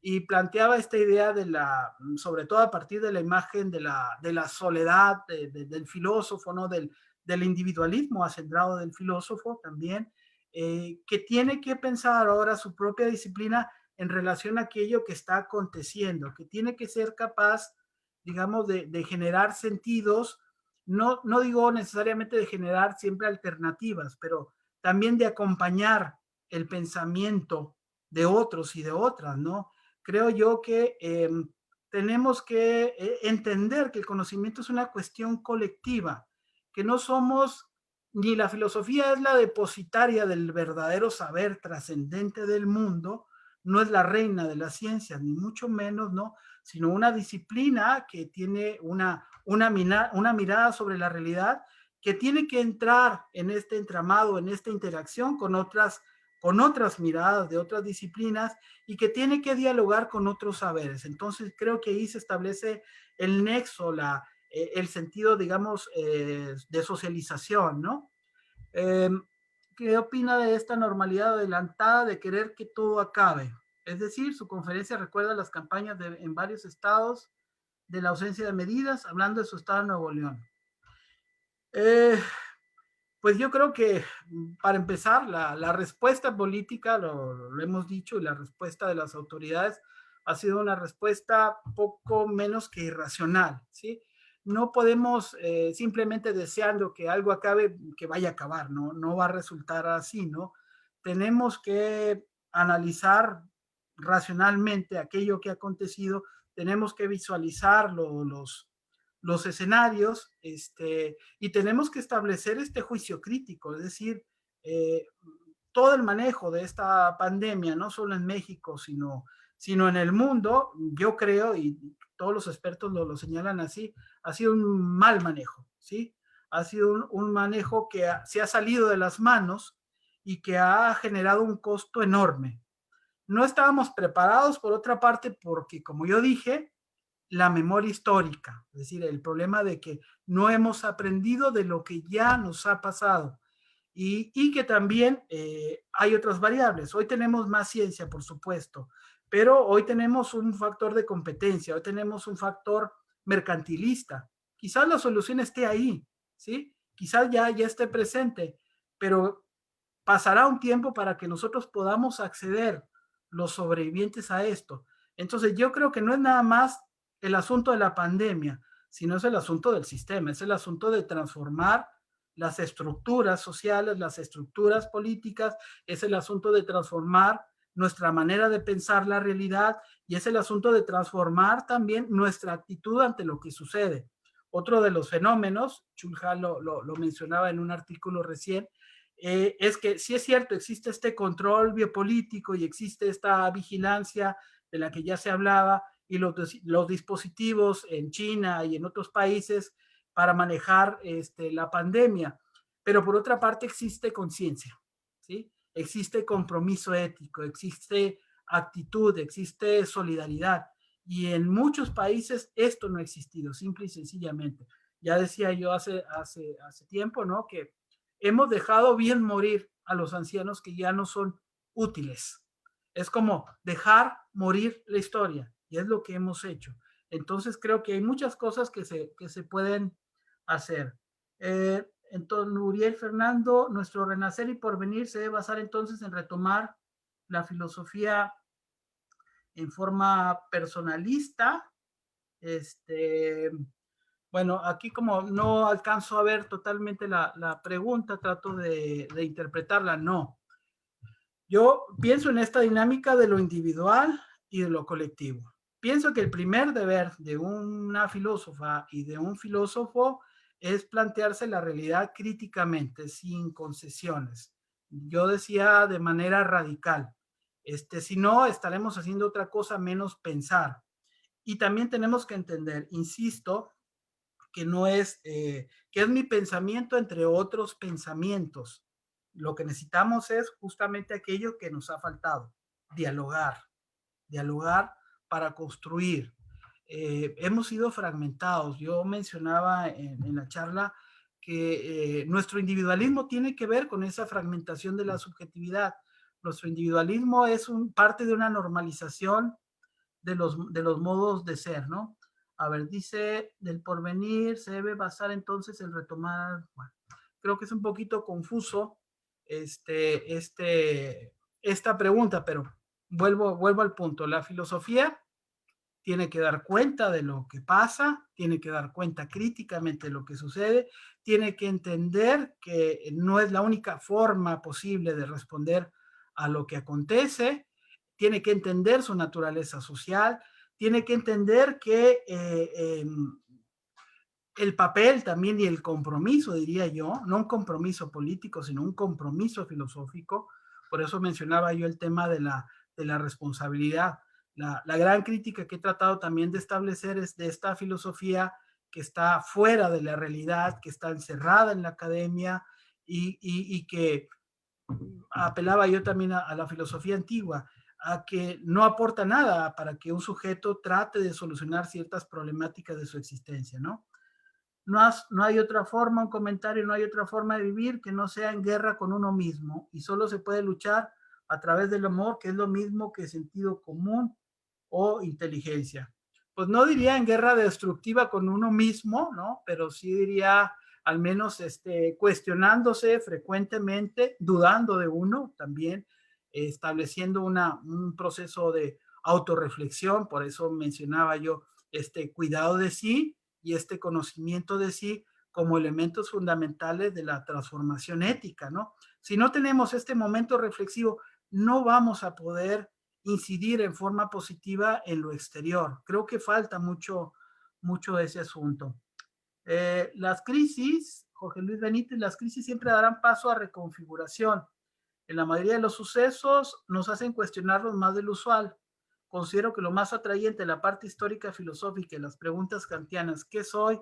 ¿Qué es el hombre? Es la actualización o contextualización del pensamiento que nos lleva a dar pasos quizás pequeños pero seguros hacia un humanismo capaz de evolución en un sentido más amplio. Estoy de acuerdo con la observación, pero yo lo que diferiría es seguir pensando en ese entorno sin negarnos a nosotros mismos o en ese entorno de lo que ha significado el humanismo, ¿no? Y en lo que ha derivado, creo que habría que repensar el humanismo, creo que habría que repensarlo a la luz de la vida toda, que es un poco la propuesta, que no es mía, sino es una propuesta que se discute mucho en la filosofía, de entender lo que somos una especie entre otras especies, que somos fisis, ¿no? Y en tanto que somos fisis, somos parte también de un ciclo, somos frágiles y mortales. La pandemia ha develado una vez más nuestra fragilidad, nuestra mortalidad, y pienso que seguir este proceso de centrar todo, el pensamiento mismo, solamente en nosotros, para generar una idea de futuro es una idea absolutamente errada, ¿no?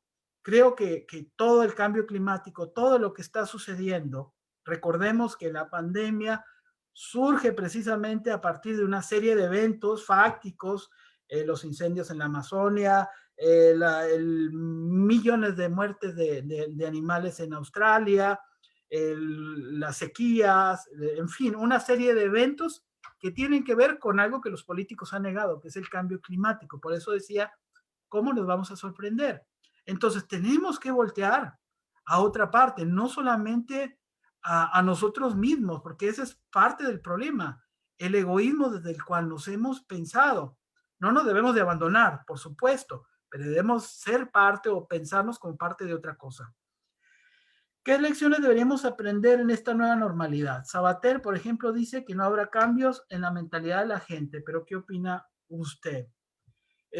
Pues se puede ser legítimamente escéptico sobre los cambios, ¿no? Porque, como decían, hay mucha urgencia para volver a la vieja normalidad, pero yo he sostenido que la vieja normalidad ya era insostenible.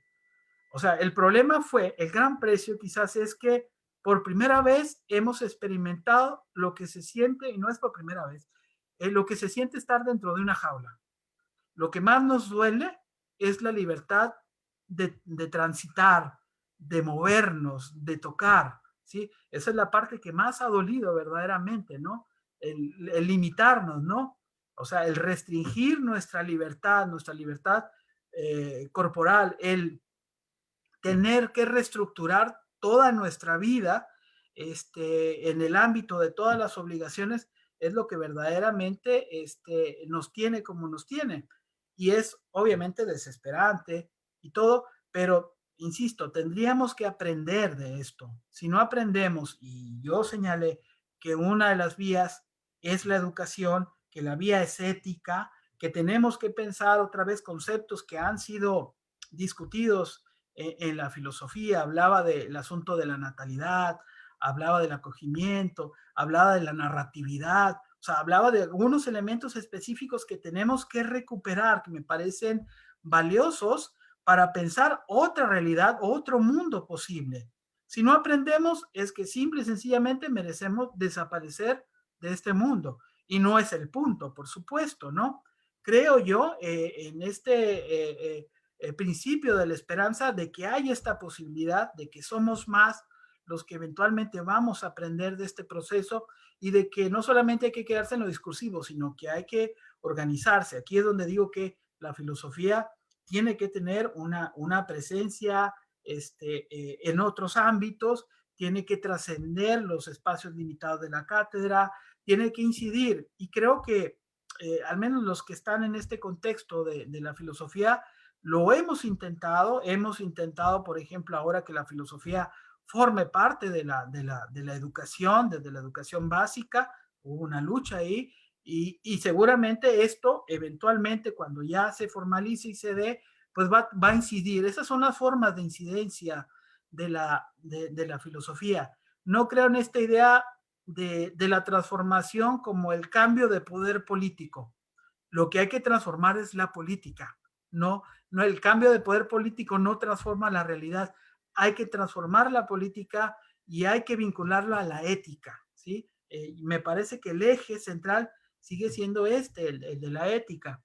Gabriela, de Argentina, ¿cuál sería la respuesta o una de esas respuestas a esta nueva normalidad? Como dije, primero, la actitud, ¿sí? El estar dispuestos también a despojarnos de este ego, de esta imagen del mundo que creíamos ya muy segura y que se ha fragmentado. Tenemos que aprender, lo decía en la parte final, ¿no? Tenemos que ser modestos, ¿sí? Tenemos que hacer silencio, ¿sí? Tenemos que hacer silencio, tenemos que pararnos, dejar de pisar el acelerador. Creo que Jorge Drexler tiene por ahí una canción que dice, ¿no? Te regalo lo mejor de mí, mi silencio, ¿no? Porque estamos llenos de demasiado ruido. Y este ruido que configura todas estas cosas de la vieja normalidad, es lo que nos ha impedido pensar. Necesitamos tiempo para pensar, tiempo para ser otros, ¿sí? Y evidentemente no podemos esperar que esto va a venir de las élites que no alcanzan a entender esto, que se han visto rebasadas, pero tampoco podemos caer en la actitud anarquista o en el desánimo. O sea, la transformación del mundo debe ser obra reflexiva, si no, no habrá transformación posible, ¿no? No habrá nadie milagrosamente que nos vaya a salvar. Eventualmente habrá una vacuna, eventualmente, como se plantea, bueno, quizás sea cada 6 meses, quizás la pandemia normal tenderá a reducirse, tenderá a focos epidémicos, tenderemos a poder viajar de nuevo, a recuperar cierta parte de la normalidad, pero díganme francamente, ¿quién volverá a ser el mismo que era antes? Yo creo que nadie, ¿sí? Yo creo que nadie. Ese es el gran aprendizaje. El gran aprendizaje, insisto, volteamos hacia atrás para plantear la ética del cuidado de sí y del cuidado de los otros, que me parece fundamental. La idea del valor enorme que sigue teniendo la educación en la configuración de otras formas de ser, que me parece sustancial e importantísimo. Tenemos que pensar además, si la apuesta, si hay que buscar un lugar de la apuesta son las infancias, ¿sí? La apuesta son los niños, verdaderamente. Por eso la apuesta es educativa necesariamente. Transformar el mundo implicará transformar esas subjetividades, desarrollar sujetos capaces de creer en sí mismos, sujetos capaces no depender de los otros en el sentido de esta dependencia tecnológica o de esta, digamos, de reestructurar esta relación de saber-poder, ¿no? Sujetos críticos, sujetos con imaginación, también es importantísimo este asunto de mantener la imaginación, porque el mundo se transforma, solamente se puede transformar a partir de la imaginación. Por eso el papel tan importante, tan sustancial que ha tenido y que seguramente seguirá teniendo el arte, la cultura, me parece, ¿no? Otra pregunta, habló algo de Nietzsche y no entendí muy bien. ¿Lo puede repetir de nuevo? Del reto de la normalidad. Bueno, esta idea del proyecto radical, ¿no? De Nietzscheano, ¿no? De esta idea de romper, de repensar la realidad, ¿no? De esta idea de fracturar todo cuanto hemos creído y ponerlo en entredicho, ¿no? De estas tablas de verdad. Recordemos el famoso aforismo nietzscheano, ¿no? Dios ha muerto, ¿no? Han muerto todas nuestras seguridades, todos los grandes, esta idea de la modernidad, esta idea del progreso, ya nada hay sagrado. Entonces, tenemos que repensar el mundo, tenemos que ser radicales. Si queremos otro ser humano, si queremos otra humanidad, si queremos otro destino, pues tenemos que romper con todas estas inercias del pensamiento, con todas estas formas de ser, cuyos saldos, bueno, los estamos viviendo justamente, ¿no? Entonces, hay que establecer, digamos, el pensamiento crítico como parte de este proceso para volver a pensarnos, ¿no? Aludo a Nietzsche como esta gran figura destructora de mitos, básicamente del mito de la modernidad e incluso de los mitos de la filosofía misma, ¿no? También podríamos visualizarlo desde ahí, ¿no? Las grandes críticas, por ejemplo, al propio Sócrates, ¿no? A la idea de la filosofía. Creo que hay un horizonte a partir de la obra de Nietzsche, en Heidegger mismo, en la hermenéutica gadameriana y demás, en la teoría crítica que nos está planteando justamente eso, ¿no? El proceso de radical ruptura, de repensar la realidad. No sé si hay por ahí más preguntas, comentarios. Insisto, para mí, al menos para mí, el humanismo está en entredicho. Habría que pensar, sin abandonar lo humano, por supuesto, habría que pensar cómo hemos configurado ese proceso, porque eso entró en crisis, entonces cómo replanteamos eso, un transhumanismo o un nuevo humanismo, o cómo dotamos de sentido ese humanismo. Habría que visualizar la imagen misma de la filosofía, lo que hacemos los filósofos, los modos en cómo nos vinculamos, que me parece muy, muy importante. Por eso, dentro de todas las contradicciones, el hecho de poder utilizar la tecnología para llegar a todas partes me parece fantástico. A ver, otra pregunta por ahí. Eh, habló, también preguntaban algo que onde sobre qué dijo de Schopenhauer. Pues no dije nada de Schopenhauer, pero en todo caso, bueno, Schopenhauer, en esa lógica, pues Schopenhauer es un pesimista, pero es un pesimista con base en un muy buen diagnóstico, ¿no? Que habla de nuestra condición humana y nos retrata cómo somos, por supuesto, pero habla también de que podemos ser otra cosa. Es decir, habla del arte de la existencia, del arte de ser feliz, de la posibilidad de la felicidad. Y para mí es absolutamente vigente esta idea, por supuesto, la idea schopenhaueriana, ¿no? De que uno puede procurar con sus propios medios y a partir de este esfuerzo, ser feliz en medio de toda esta circunstancia. Porque esto es consustancial, o sea, yo decía que la crisis es parte constituyente de lo que somos. Y entonces, en medio de ese sendero fragmentado que es la vida, tenemos que generarnos esa posibilidad de ser felices, aunque la felicidad no sea esa idea universal, por siempre jamás, ¿no? Aunque la felicidad sean fragmentos de felicidad, si se quiere, pero por lo menos hay que tratar de lograr un equilibrio, ¿no? Para mí, más bien la idea sería lo de los equilibrios y de aprovechar esos momentos, esas fugas de felicidad posible. Voy a plantear eso, ¿no? Después de la vacuna contra el COVID-19, ¿volveremos a lo mismo? Yo digo que no. Yo digo que no, porque es como, vamos a pensar un ejemplo, se mueren tus amigos, se muere tu familia, se mueren tus hijos, se muere tu papá, se muere tu esposa, en fin, ¿cómo podríamos ser los mismos? ¿Sí? No mereceríamos estar en este mundo si fuéramos los mismos. Pregúntenle a los sobrevivientes de cualquier guerra, ¿fueron los mismos? La Segunda Guerra Mundial, Vietnam, etcétera. Nunca podemos ser. La experiencia de la muerte, del sufrimiento, es una experiencia radical que nos debe llevar a otra parte.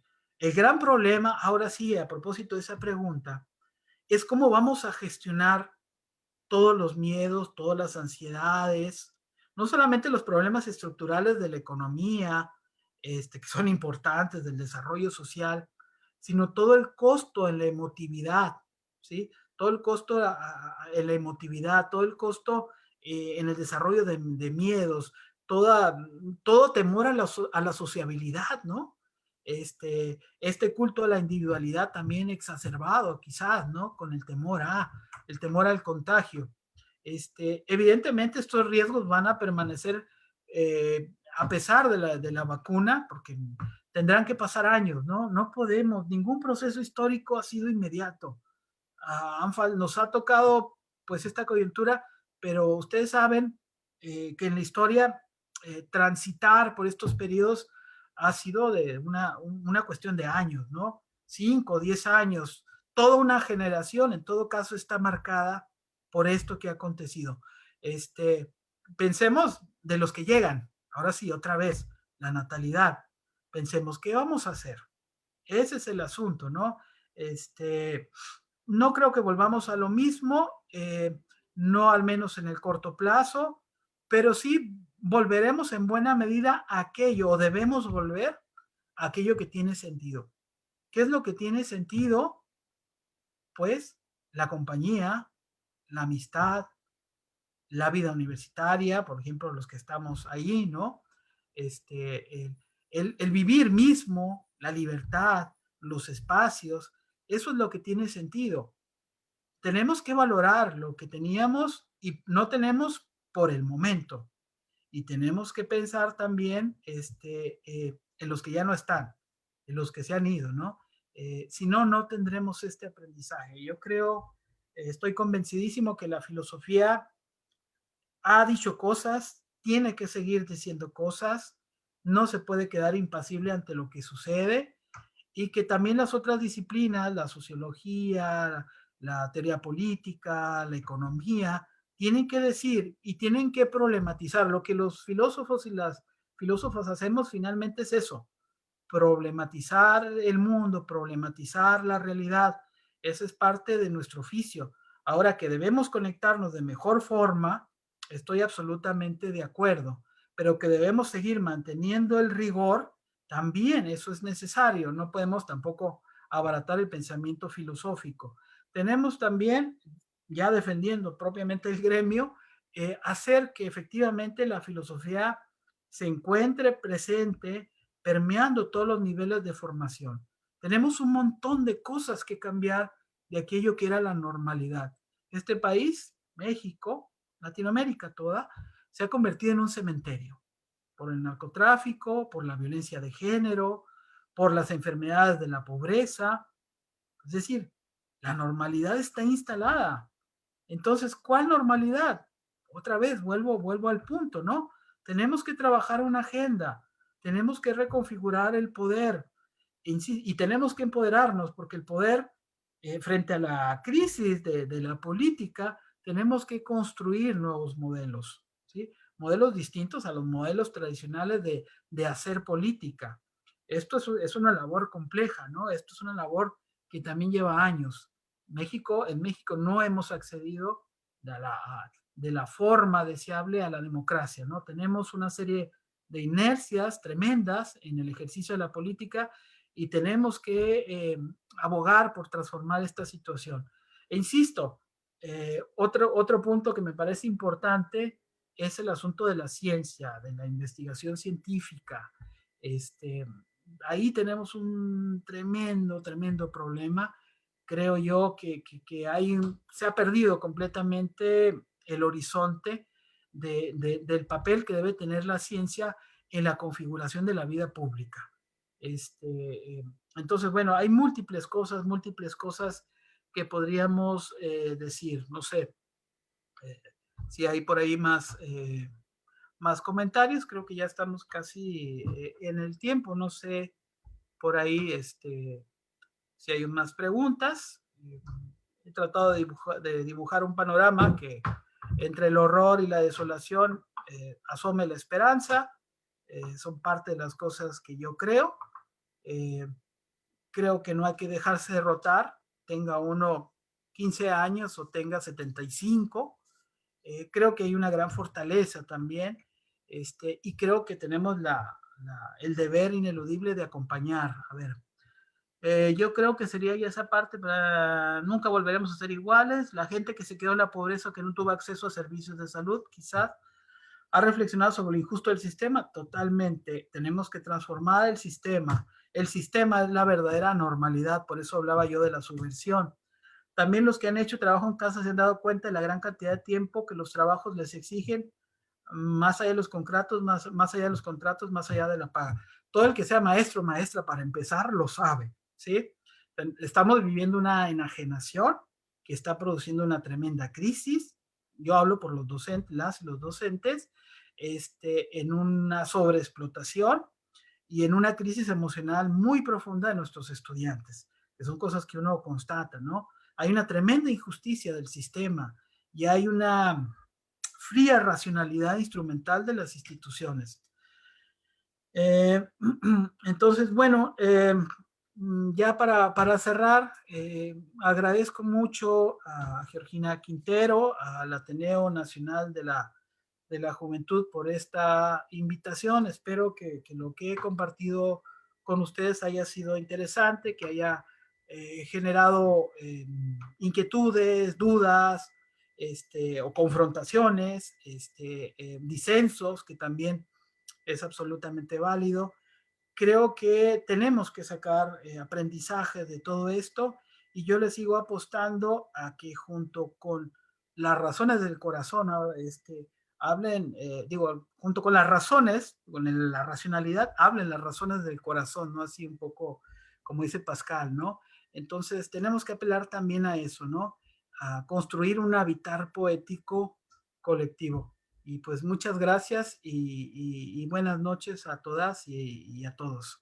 Han sido muy amables. Gracias, Erika. Muy amable.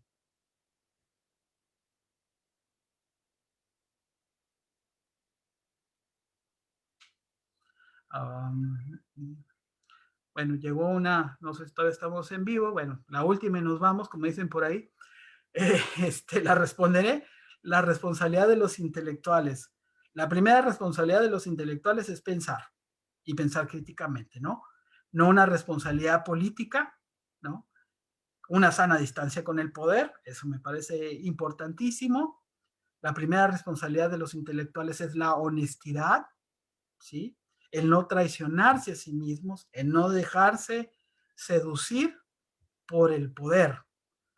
Recuerdo así rápidamente, ¿no? A quien haya leído a Platón, ¿no? Hay un diálogo por ahí, el Alcibiades, me parece. Alcibiades es este político, bello político del cual está enamorado Sócrates, ni tan secretamente, porque se echan unas miradas de aquellas, pero Alcibiades quiere dirigir la polis, quiere dirigir Atenas. Eh, y Sócrates le dice, bueno, que tú quieres dirigir, pero tienes la capacidad de dirigirte a ti mismo, tienes la capacidad de autogobernarte. Y yo creo que eso los intelectuales, el primer deber del intelectual es eso, autogobernarse, ¿no? O por supuesto hay un costo, ¿sí? En esta idea, ¿no? Quien ama el poder por sobre todas las cosas, caerá en la ambición independientemente de lo brillante que sea. Uno puede tener los títulos que quieran, tener el doctorado que quiera y ser un patán, o sea, actuar como un patán. En fin, ejemplos sobran, pero insisto, el asunto es el autogobierno, ¿no? El autocontrol. Si somos capaces de resistir la seducción del poder, sin dejar de entender que también tenemos intereses, por supuesto, creo que ese es el primer deber, ¿no? Y construir, proponer. La tarea crítica supone también la posibilidad de la construcción de caminos posibles, no dictaminar los caminos, sino de construir estos caminos de pensamiento. Yo creo que también por ahí se puede entender la idea nietzscheana de romper con todo lo anterior.